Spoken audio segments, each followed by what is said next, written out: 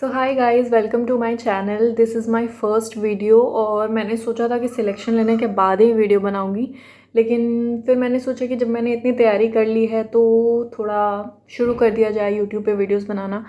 देखो, मैंने इस ईयर के स्टार्टिंग में प्रिपरेशन शुरू की थी लाइक बैंकिंग की, और मैं इसके लिए एक सेपरेट वीडियो बनाऊंगी कि क्या मेरी जर्नी रही इतने दिनों में, कैसी रही, मेरे एग्ज़ाम्स कैसे रहे।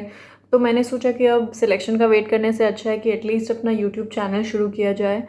तो मैं आरआरबी क्लर्क का अपना एनालिसिस बता देती हूँ इसमें।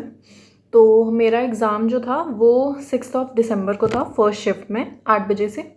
और 8 बजे से नहीं था, नहीं 8 बजे से नहीं था, मतलब 8 बजे रिपोर्टिंग टाइम था, 9 बजे से हमारे एग्ज़ाम शुरू हो रहे थे। तो फिर मैं बस गई सेंटर पे सुबह सुबह, एकदम हद से ज़्यादा ठंडी में गई और मेरे तो एकदम हाथ पैर ही काँप गए थे भाई। मुझे लगा कि थोड़ी मतलब धूप आ जाएगा, ठीक हो जाएगा सब कुछ, लेकिन बहुत ज़्यादा ठंडी थी भाई। फिर एग्ज़ाम शुरू हुआ हमारा, सब कुछ अटेंडेंस वगैरह हुआ, बायोमेट्रिक हुआ, उसके बाद फिर हमारा एग्ज़ाम स्टार्ट जब हुआ तो फिर फर्स्ट सेक्शन जो था वो रीजनिंग का था, जैसे आप सब जानते ही हो। रीजनिंग में 25 क्वेश्चंस थे, मैथ्स में 20 क्वेश्चंस थे, और टोटल 45 मिनट्स का जो टेस्ट होता है वही था। तो रीजनिंग, अब तो बहुत टाइम हो गया है, मतलब एक वीक से ज़्यादा हो गया, तो मुझे उतने अच्छे से क्वेश्चंस तो नहीं याद है। पर रीजनिंग में मेरे टोटल अटैम्प्ट्स थे 39।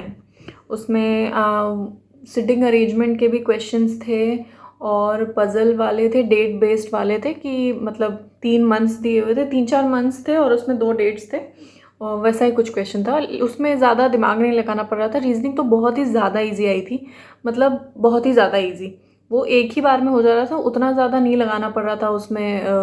आपको इतना एनालाइज नहीं करना पड़ रहा था कि कितने सारे इसमें लगेंगे आपके पॉसिबिलिटीज़, उतने ज़्यादा नहीं लग रहे थे, एक बार में वो बन गया था। और लास्ट में एक 40 नंबर का जो क्वेश्चन था उसमें मेरा टाइम एक्चुअली ख़त्म हो गया था। मुझे याद है कि 40 नंबर में एक क्वेश्चन था जो पेयर वाले जो क्वेश्चंस होते हैं ना, वो थे कि मतलब फॉरवर्ड और बैकवर्ड डायरेक्शन में शायद यही था कि कितना होगा, वो मैं कर लेती, लेकिन मेरे पास टाइम एकदम नहीं था। वो लास्ट टाइम में मैं बस उस क्वेश्चन में जा ही रही थी कि बस टाइम आउट हो गया। तो मेरे टोटल हुए 39। आपका सिलॉक्स वगैरह सब था जो बेसिक होते हैं, सिलॉक्स था, इनइक्वालिटीज़ था, और वो था ऑर्डर एंड रैंकिंग के भी क्वेश्चंस थे। मतलब ओवरऑल पेपर ठीक था, इजी था, इतना भी मतलब टफ नहीं था। 40 आउट ऑफ 40 हो जाते। मुझे बहुत ज़्यादा ही अफसोस लग रहा था कि वो लास्ट में हो क्यों नहीं पाया, मतलब मुझे करना था। और मैथ्स में मेरा, मैं पहले ही बता देती हूँ कि मैथ्स मेरे पूरे प्रिपरेशन जर्नी में मैथ्स मेरे लिए सबसे ज़्यादा टफ एंड चैलेंजिंग टास्क रहा है। अभी तक भी मैं स्ट्रगल ही कर रही हूँ मैथ्स के साथ, मैं पहले ही बता देती हूँ। मुझे फर्स्ट जब मैंने प्रिपरेशन स्टार्ट करी थी तो मुझे मैथ्स पढ़ने में इतनी ज़्यादा मौत आती थी भाई। मैंने फिर प्रैक्टिस किया, काफ़ी प्रैक्टिस किया, तब जाके थोड़ा बहुत ओके हुआ। स्पीड मैथ्स वगैरह मेरी ठीक है, मतलब अरिथमेटिक के टाइम पे तो भाई मुझे कुछ हो ही जाता है। मैं सबसे पहले, मतलब कोई भी एग्ज़ाम होता है तो मैं मैथ्स में सबसे पहले आपका स्पीड मैथ्स का क्वेश्चन देखती हूँ, फिर उसके बाद जाती हूँ डीआई पे, फिर उसके बाद अरिथमेटिक पे अगर मुझसे कुछ हो पाता है तो फिर मैं करती हूँ, अदरवाइज़ मैं पहले स्पीड मैथ्स ही देखती हूँ और उसके बाद फिर मैं डीआई देखती हूँ। तो स्पीड मैथ्स में इसमें क्लर्क वाले में तो आरआरबी क्लर्क में थे सिंप्लीफिकेशन थे जो कि बहुत ही ईजी थे, मतलब एक ही देख के भी बन जा रहे थे, इतने ईजी थे। और उसमें था क्या था, रॉन्ग नंबर सीरीज़ थे। हाँ, रॉन्ग नंबर सीरीज़ थे। उसमें शायद 3 डिजिट वाले भी थे, तो उसमें रॉन्ग नंबर सीरीज़ में शायद से मेरा एक क्वेश्चन रह गया था, क्योंकि मुझे बहुत ज़्यादा ही हौच पौच लग रहा था दिमाग में। मुझे लग रहा था कि जल्दी जल्दी करना है, जल्दी जल्दी करना है। इसी वजह से मैंने थोड़ा सा इसमें गड़बड़ी की मैथ्स में। तो उसमें वो था, और क्या था, डीआई तो 2 डीआई जो थी वो बहुत ही ईजी थी, मतलब कितनी, 2 या 3 डीआई थी, पता नहीं, मुझे याद नहीं आ रहा सही से। और बाकी जो 10 क्वेश्चन होते हैं आपके अर्थमेटिक वाले, वही थे। वो तो मैंने देखा भी नहीं। मेरी मैथ्स में कैलकुलेशन इतनी मतलब स्लो है, मुझे कैलकुलेशन में बहुत प्रॉब्लम होती है भाई, मुझे उस पर और ज़्यादा वर्क करना पड़ेगा। तो उस हिसाब से मैंने बनाए डीआई वाले, तो मेरे सारे बन गए थे दोनों ही। और मेरे मैथ्स में जो अटेम्प्ट्स थे टोटल वो थे 27। तो आप लगा लो 39 उसमें और 27 इसमें, तो हो गए 66। अब मैं जब अभी देख रही हूँ लोगों के कट ऑफ वगैरह के, लोगों ने 80 आउट ऑफ 80 अटेम्प्ट किया है, मुझे तो लग रहा है कि भाई मुझे डूब के मर ही जाना चाहिए।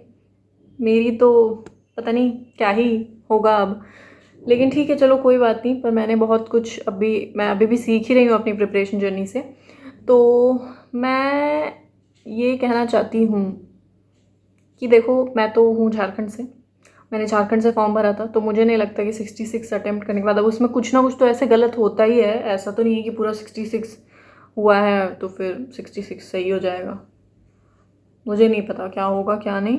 और ऐसे भी जो सारे हमारे जो टीचर्स हैं वो लोग जो पढ़ाते हैं उसमें उन्होंने जो अभी कट ऑफ के मार्क्स बताए कि एक्सपेक्टेड कट ऑफ इतनी इतनी है, तो जितना भी एक्सपेक्टेड बताया जाता है उससे थोड़ा सा हाई ही जाता है, तो मैं तो बिल्कुल ही एक्सपेक्ट नहीं कर रही हूँ कि ये भी मेरा निकलेगा।